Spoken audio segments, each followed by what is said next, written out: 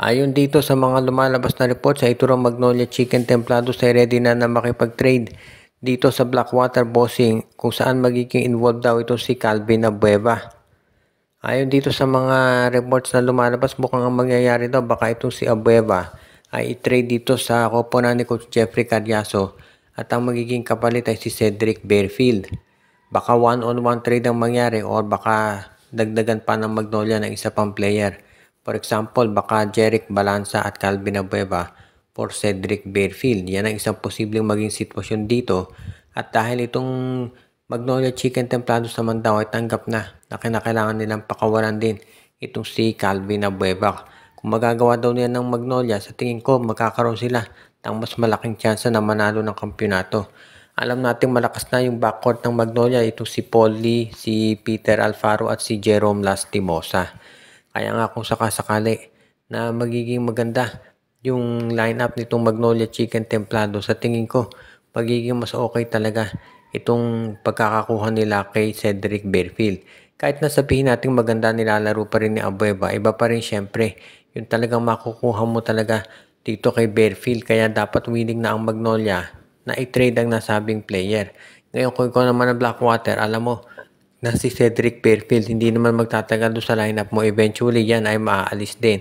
Kaya nga dapat siguro magawa ng paraan nitong Blackwater na ma-trade as soon as possible itong si Cedric Bearfield bago ito magdesisyon na lumipat o kumuha ng iba pang mga players.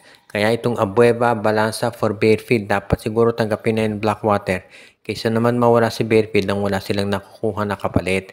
Kaya hindi na ako magugulat kung biglang magkaroon ng announcement na nagkukumpirma sa nasabing trade para dito sa mga tatlong players na magiging involved dito.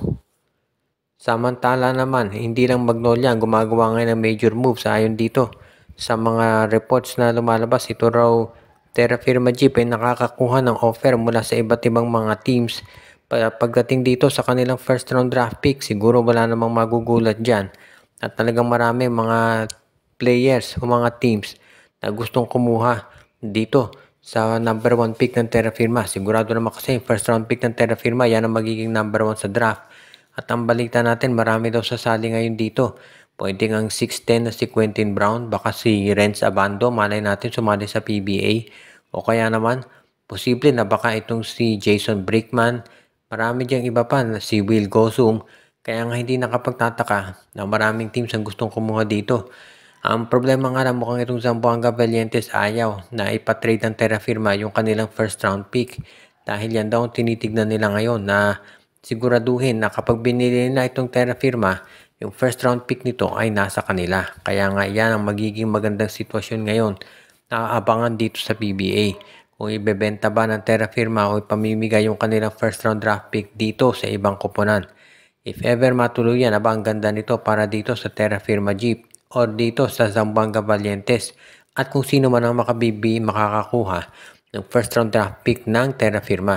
At kung makukuha ng, for example, San Miguel, yung first round draft pick ng Terra Firma, baka sakaling maging Renz Abando yan o Quentin Brown. Ang laking bagay nito para dito sa future ng Beermen. Ganun din sa TNT, sa Ginebra, Magnolia o kung sino pa mang team na gustong kumuha dito. Kaya nga itong Zamboanga Valientes, alam din yan. Kaya nga ayaw nilang mapakawalan ng Terra Firma yung first round draft pick nila. Kaya abangan natin ano magiging desisyon ng management ng Jeep kung ititrade nga yung pick o kung mananatili na lang.